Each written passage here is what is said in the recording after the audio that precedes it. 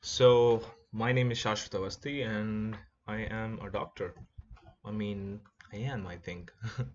So, I graduated like 3, 4 days ago. I did my internship in Astana, Kazakhstan, and I have an idea. The idea is that we will act like we are a clot and we are microscopic and we are deep in the veins of the legs, and then we gonna drift towards the pulmonic tree, and then we are gonna lodge off as a pulmonic embolism.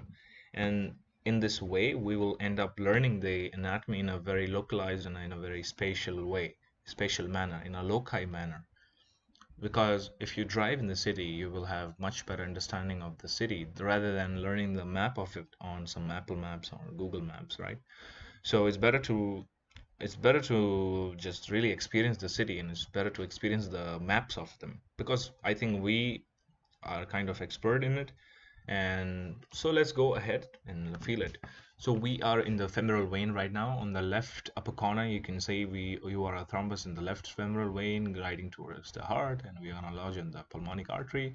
Watch for the tunnel opens. We don't want to end up. On the right upper corner, we can see we have a compass, and we are facing superior towards the head right now. We can actually face inferior if you want. So this is inferior, right? We are facing inferior, we are facing towards the left, this is the left, right? I can go towards the right as well, this is the right, and we are actually drifting like a blood particle itself because we are a thrombus. So when we come on the junction of femoral vein and inferior external iliac, right? So we just passed this junction and now we are in the external iliac. If you move towards heart a little bit more, as you can see, we are on the junction of inferior vena cava and internal iliac vein.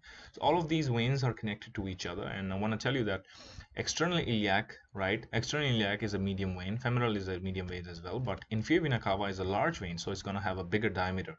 So when we come inside, when we arrive in the so right now we are in the left iliac vein, okay? As you can see, we have that right iliac vein just across ourselves, right? So we are in the, I hope it makes sense to you. So we are right now in the left iliac, and this is the right iliac, our neighboring vein, and we can travel there too, but I don't want to go there because it'll be a wrong turn. Okay, let's go. It's a wrong turn, as you can see, right? So we go back. Now we're gonna end up in a inferior vena cava, and this is a huge vein. As you can see, the big diameter across this whole vein, right? It's a big vein because it carries a lot of blood. And as you can see, on the base of inferior vena cava, we have two veins that are supplying it, that is lumbar and gonadal. If you go a little bit upper, right, we have then lumbar again, and we have right renal vein. If you want to go and check it out the opposite side, we can have the left renal vein. And so the left is there, the right is there, right? Maybe we can go there as well, don't worry. Yes, we can go there. So we can go there as well, right? If you look inferiorly, we can actually see all of these veins actually, you know. So we are moving, so that way is towards the heart, but we are going to see inferiorly we can see right renal, left renal, lumbar, gonadal, right iliac, inferior vena cava. If I go down inferiorly more, we can see the right iliac and left iliac that are joining towards the inferior vena cava. Now we're gonna go to the inferior vena cava, and then as you can see on the junction of inferior vena cava and the right heart, we have this hepatic vein as well, right? So it's not so anatomically accurate, yeah, but I mean it needs a lot of work, but this is the idea.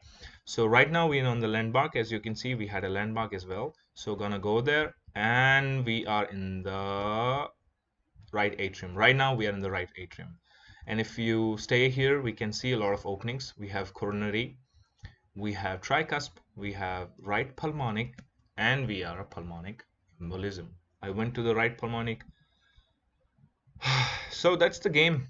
So route travel was, we went from femoral to external iliac, from external iliac to common iliac, from common to inferior vena cava, right atrium, right ventricle, pulmonic tree, and pulmonic trunk and pulmonic artery.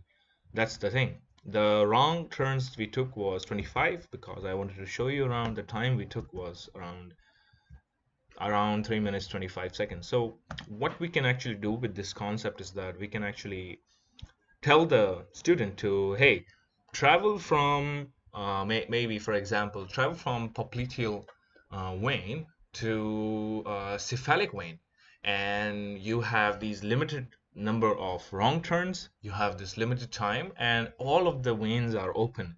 It's not that there is any wrong turn. You can actually get confused, and that's the game, that's the idea of my game, that you can actually end up on different part of the vein. For example, I'm in the popliteal, moving, and I'm end up in the femoral right now, and being stupid, I take a wrong left turn and I end up in the GSV, right? So maybe this can happen, or maybe I don't take a wrong turn and I end up in a left internal iliac, right? Maybe it can happen. Or I'm so smart that I actually end up in a superior vena cava. Now I have an option to go right or left, right? Depending upon which cephalic vein I want. And maybe I get confused and I end up in, I don't know, maybe in the left cephalic rather than right cephalic. So this is the idea. You actually move in the veins, move in the artery, and you end up actually learning vascular anatomy better than memorizing it. So that's the idea. That's it. Have a nice day. Okay. Okay, let's stop the recording.